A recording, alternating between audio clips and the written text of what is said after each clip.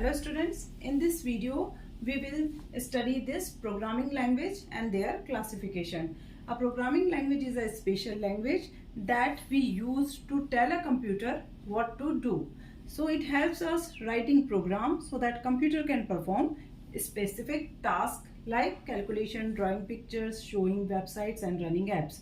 So these critical tasks will be performed by computer if we write or if we give instruction them in a particular language, and these languages are programming language. Okay, so what is classification of programming language? It is divided into two main types: high level programming language and low level programming language. What is high level programming language? It is easy for humans to read and write. Okay, we users are very close to this high level programming language because we understand it more. They use words and symbols similar to English. High level languages hide the complex details of how the computer works. Actually, this language is user friendly, or it gives a facility to a user so that it can communicate with computer, and we need not to understand the complex details that computer work. So it gives us the facility of simplicity.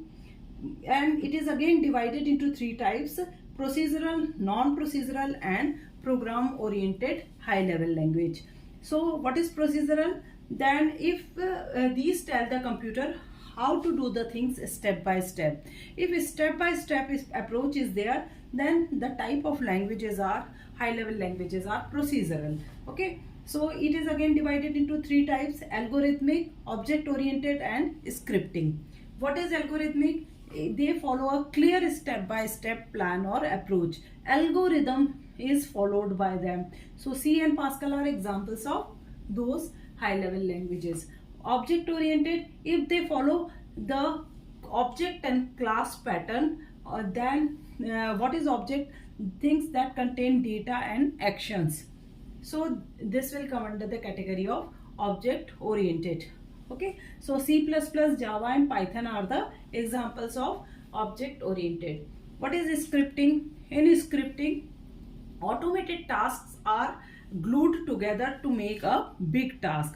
Okay, so a big problem or big task is subdivided into short programs, and each program is automated. Then they are combined or glued together to make a big task. Okay, so a big problem can be solved using this scripting language. JavaScript, Python are the examples of this. They work on this principle or this language. Non-procedural language, they focus on what is need to be done and they don't focus on how to do it. Okay, so functional and logic are the two types.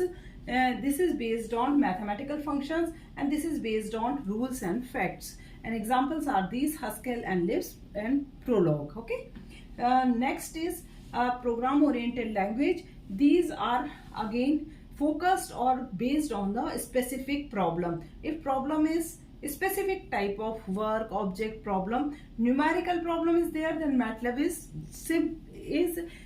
specifically for the numerical problems, and this Mathematica for the symbolic problems. So these are the problem oriented language especially for a particular task.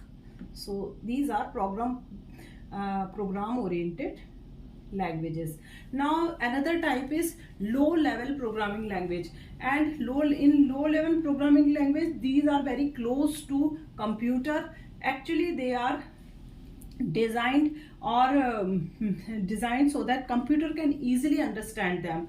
They are harder for humans to read but faster and more powerful. Okay, for us it is difficult to understand, but it is easier for the computer. So assembly language and machine languages are the two examples. It uses short codes like move, add to talk to the computer, and 8086 assembly is the example of low level assembly language. And machine languages, these are made up of zeros and ones. This is real language that computer understand. Computer understand this type of difficult combination that is not easy for us or humans. Okay, but it is closer to the computer. It is the way that computer works. So now we can see a comparison table that in high level procedural step-by-step instructions, in a high level non-procedural, focus on what, not how. This on program oriented spatial task like maths and web page and HTML, MATLAB are the examples. C, Java, Haskell, Prolog are the examples of non-procedural low-level programming language that is close to hardware, that is close to computer. Fast but complex. These languages are faster but complex also. Assembly and machine are the examples of these languages. Okay. Now we come to the next part, that is program development life cycle.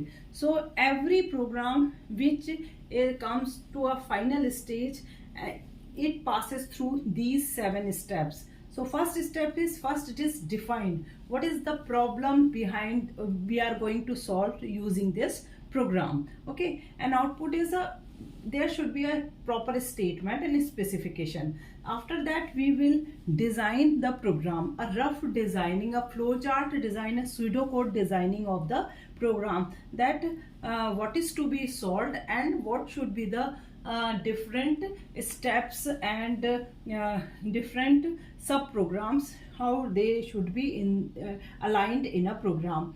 Next thing is coding, and now here the actual code comes into the program. So actual codes using a programming language is written here.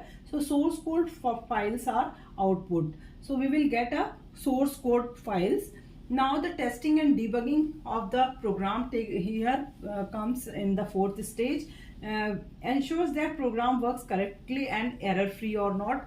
So if at this point it is debugged and working program is come into existence. Now the documentation, that means if it is free from the bugs, it is tested, then documentation or the technical documentation is prepared using these instruction codes and the program is maintained. Now the deployment of this program to the user is the next stage. Here software is available to the users, program is delivered to end user. Now it is in the hand of users on maintenance on the basis of the users feedback, that they fix bugs, update the features and adopt new requirements.